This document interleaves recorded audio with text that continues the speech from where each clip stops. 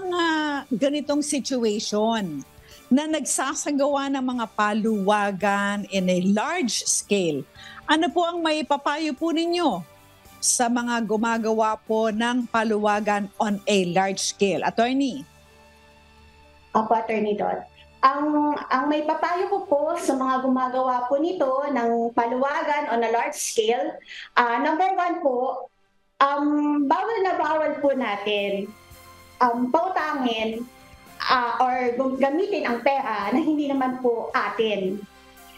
Dahil kung ganun po ang ating gagawin, tayo po ang magiging liable doon po sa paluwagan dahil hindi naman po natin ito pag-aari. Number two po, much better po sana kung magpaputang po tayo, yung pera na lang po natin or yung hindi po sana natin gagamitin na pera.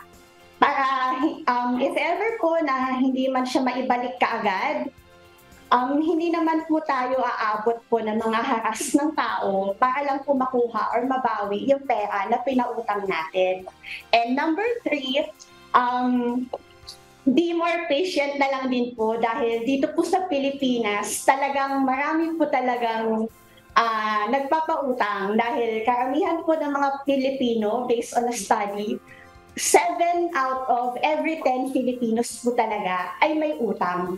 Kaya yun po, if ever po na magpapautang tayo, yung perang hindi gagamitin at hindi po siya yung talagang urgent money, kung hindi disposable money po.